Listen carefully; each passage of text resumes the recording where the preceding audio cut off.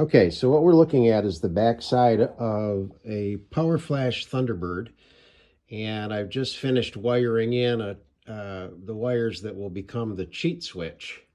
I always ask my customers if they want a cheat switch in their machine, and most of them do. So what you're looking at here is the 24 volt DC line that'll come up.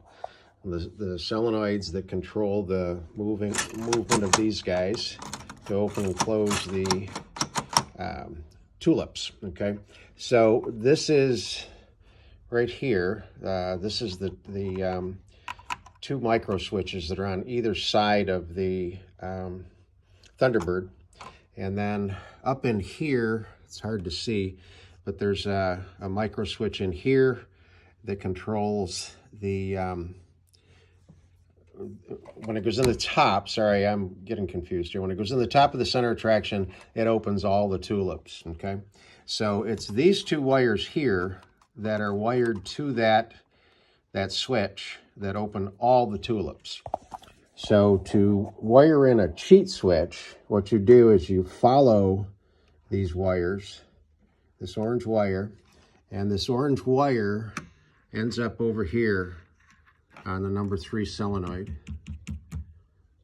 And then you follow the white wire, and the white wire ends up way back here on the back pin on the left side of the relay. Excuse me. So what I did is I took a wire, the red one here, and soldered it on here, and I brought it up nice and neat so it follows all the way down.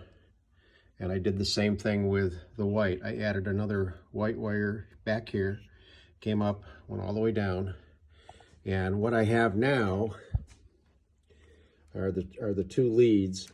And I'm going to hook up the power and show you what happens.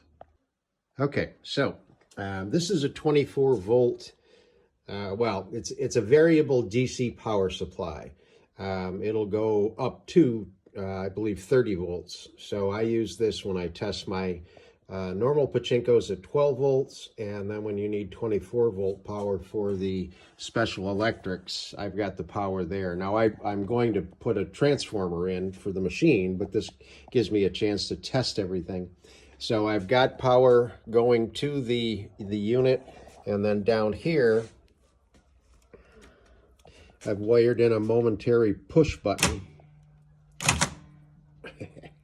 like this. Ah, there we go. Okay. So when you push this, you watch the solenoids.